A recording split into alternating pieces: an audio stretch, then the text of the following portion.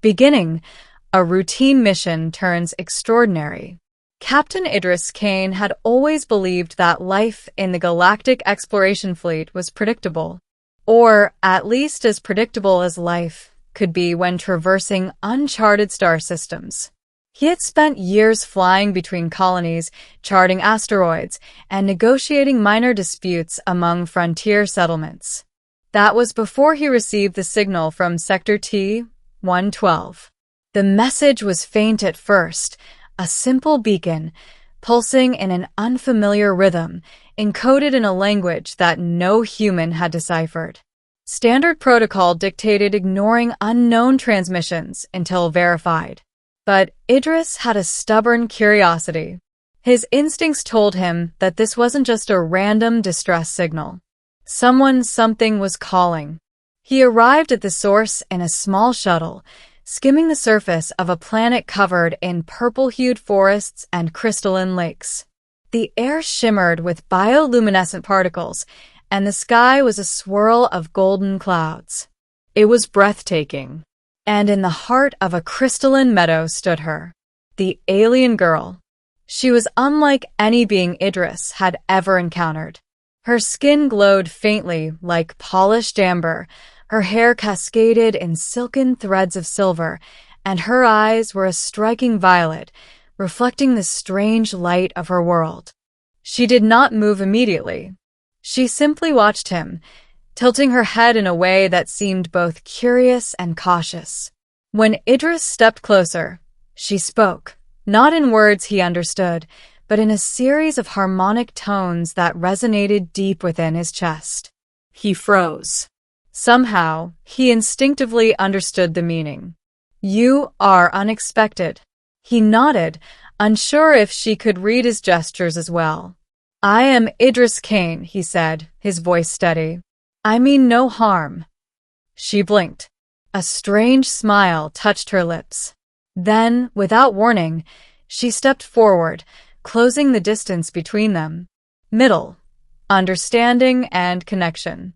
Over the next several cycles, Idris learned that her name was Lyria. She belonged to a reclusive species known as the Vaelari, known across the galaxy for their extraordinary intelligence, long lifespans, and highly ritualistic culture. Most of her kind avoided contact with other civilizations, viewing humans as impulsive and reckless. Yet, she had approached him. "I have watched your kind," she told him one evening as the twin moons rose over the crystalline lake. "Curious, persistent, unafraid of things you do not understand." "I don't think we have a choice," Idris admitted. "Curiosity is in our nature." Lyria laughed, a soft, melodic sound that seemed to harmonize with the environment. "Perhaps that is why you are here." He soon discovered that Lyria had her own mission. Her planet, Lyria's homeworld, had been facing an existential threat. A rift in space-time, unstable and expanding, threatened to engulf her civilization. The Vaelari lacked the numbers to close it alone.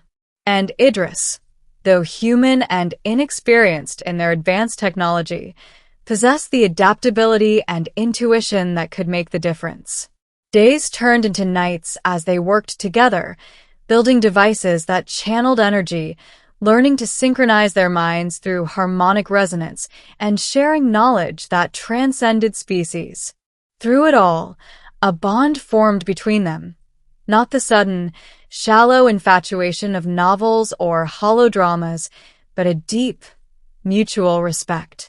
Lyria taught him the subtle intricacies of Vaelari communication, the way their emotions were intertwined with thought, and the sacred rituals that governed their society. In return, Idris shared stories of human life, courage, and imperfection. One night, while reviewing energy matrices in her crystalline tower, Lyria paused. Her eyes glimmered with an intensity Idris had never seen. "You have changed my perspective," she whispered. "Humans, you are not as fragile as my people believe." "And Vaelari are stronger than we could imagine," he replied. Her hand brushed his. Electric. A simple touch, yet it sent vibrations through both their bodies. Silence fell, filled only by the hum of energy running through the tower. It was then that she made a decision, a choice that would redefine his life forever. The proposal. The next morning, Idris awoke to find her standing before him, a small crystalline ring glinting in her hand. Its facets pulsed with an inner light, symbolizing not only their bond but a promise of unity between their species. "Accept this ring, human," she said, her voice trembling with emotion, "because you will be my husband." Idris froze. The words were surreal. In all his years of exploration, he had never imagined an alien civilization would not only recognize his worth, but offer such a profound connection. I don't know what to say," he stammered. "You don't need to," she replied. "Your actions have spoken more than words ever could. Accept it, and we face the future together." He took the ring, feeling the subtle warmth of her energy. A wave of emotion, excitement, fear, awe crashed over him. And in that moment he understood. This was not a mere proposal. It was a covenant, binding them together across worlds, cultures, and species. The threat intensifies. Just as Idris accepted the ring, a tremor ran through the crystalline city. The rift had grown larger, and strange, shadowy forms emerged, beings of pure energy, feeding on matter and life itself. Lyria grabbed his arm. "We do not have much time." Together, they coordinated the Vaelari defenses. Idris applied his human ingenuity to manipulate the harmonic fields she had taught him to control. Their combined efforts created a protective lattice over the city, repelling the energy beings and buying enough time for the Vaelari to stabilize the rift. During the battle, Idris realized the depth of his connection to Lyria. It was more than love, it was a fusion of mind, will, and spirit. They communicated without words, anticipating each other's movements in the heat of combat. And when the last of the energy forms dissolved into the void, they stood side by side, breathless, triumphant. And a new beginning.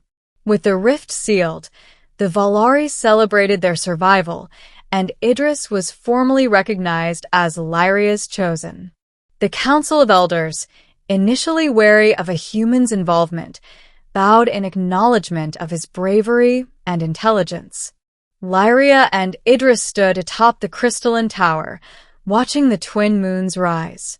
She turned to him, her violet eyes shimmering. "You have chosen to stay," she said softly. "I have," he replied. "I could not leave you, or your people, after all we've faced together." She slipped the crystalline ring onto his finger, and he did the same for her. In Vaelari tradition, this was not just a marriage. It was a promise of unity, respect, and the intertwining of two destinies. From that day forward, Idris Kane, human explorer, became a bridge between two worlds. Lyria, the alien girl who had once frozen in his presence, now stood proudly beside him as his partner, his equal, and his guide. Together, they would face new challenges, explore uncharted stars, and ensure that their civilizations flourished, not through conquest, but through trust, understanding, and love. And as the twin moons of her world reflected in their joined hands, Idris knew he had found something rarer than any treasure in the galaxy: belonging.